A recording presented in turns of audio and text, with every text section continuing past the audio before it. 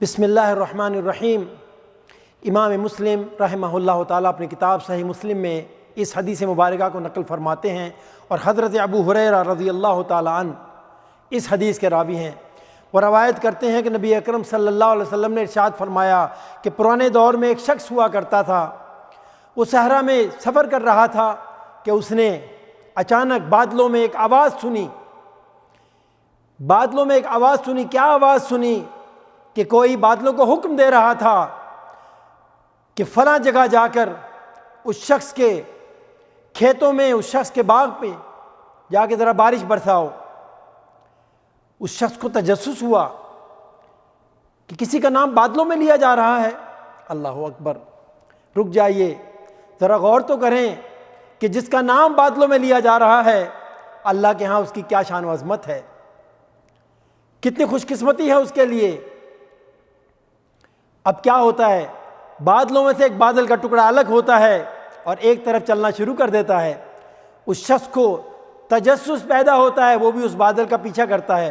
تھوڑی دور جانے کے بعد وہ کیا دیکھتا ہے کہ وہ بادل ایک چٹان پر برسنے لگتا ہے، اور وہ پانی اس چٹان سے نیچے آ کے ایک نالے میں جا رہا ہے۔ وہ شخص اس پانی کا پیچھا کرتا ہے کہ نالے کا پانی کہاں جا رہا ہے۔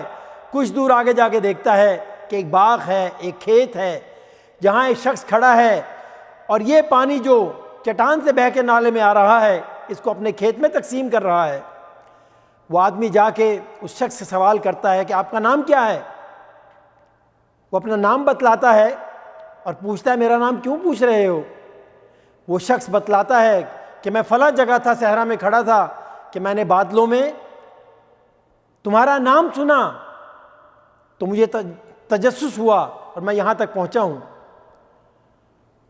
وہ شخص بڑا حیران ہوا، اور علماء بتلاتے ہیں کہ اس کی آنکھوں میں آنسو آ گئے کہ میرا نام بادلوں میں لیا گیا۔ اللہ اکبر! اس کے بعد کیا ہوتا ہے، وہ شخص سے پوچھتا ہے کہ اے شخص، تیرا کون سا عمل ہے جس کی وجہ سے اللہ رب العالمین تیرے ساتھ یہ معاملہ فرما رہے ہیں؟ وہ شخص کہنے لگا جیسا کہ آپ دیکھ رہے ہیں، یہ میرا کھیت، یہ میرا باغ، اس کے چاروں طرف صحرا ہے اور درمیان میں میری اراضی ہے۔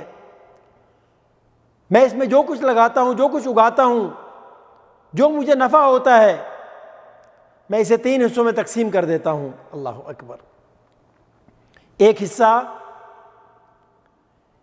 اس کی دیکھ بھال پہ لگاتا ہوں، بیج لانے پہ، کھاد لانے پہ، اور دوسرے امور پر خرچ کرتا ہوں، اور ایک حصہ اس کا اپنے گھر والوں کے لیے محفوظ کر لیتا ہوں، بیوی بچوں کے لیے، ان کے مصروفات کے لیے، ان کے اخراجات کے لیے، اور ایک حصہ اللہ کی راہ میں خرچ کر دیتا ہوں۔ اللہ اکبر!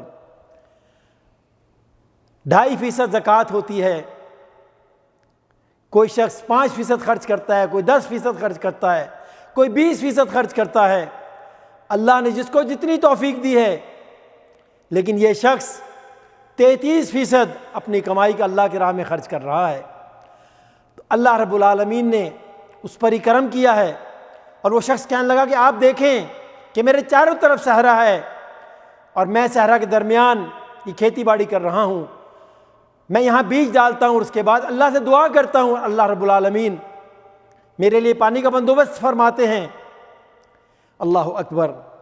تو بھائیو، بات یہ عرض کر رہا ہوں کہ جو انفاق ہے، اللہ کے ہاں اس کی بڑی قدر و منزلت، بڑی شان و عظمت ہے۔ اور جو انفاق ہے، کتاب و سنت میں اس کے فوائد کا بے انتہا ذکر ہے۔ نبی اکرم صلی اللہ علیہ وسلم نے 1 سے زیادہ احادیث مبارکہ میں انفاق کے جو فوائد ہیں ان کا ذکر فرمایا ہے، جن میں سے ایک حدیث وہ ہے جسے امام بخاری نے نقل کیا ہے۔ آپ صلی اللہ علیہ وسلم ارشاد فرماتے ہیں ما نقص من مال صدقہ بل تزدا بل تزدا بل تزدا۔ اللہ کی راہ میں جو مال خرچ کیا جاتا ہے، یعنی صدقہ، وہ بڑھتا ہے، اس میں کوئی کمی نہیں آتی، بلکہ بڑھتا ہے، بڑھتا ہے، بڑھتا ہے۔ اصل بات کیا ہے میرے بھائیو؟ اصل بات یہ ہے کہ ہمیں اپنے یقین درست کرنے کی ضرورت ہے۔ شیطان ہمیں وسوسہ ڈالتا ہے، خرچ کرو گے تو کم ہو جائے گا، لیکن اللہ تعالیٰ قرآن میں ارشاد فرماتا ہے کہ خرچ کرو گے بڑھایا جائے گا۔ اللہ تعالیٰ ہم سب کو اللہ کی راہ میں خرچ کرنے کی توفیق عطا فرمائے۔ وآخر دعوانا ان الحمدللہ رب العالمین۔ صلوا علیہ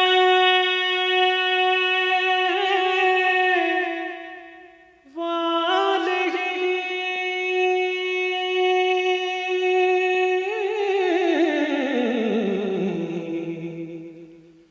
صلوا علیہ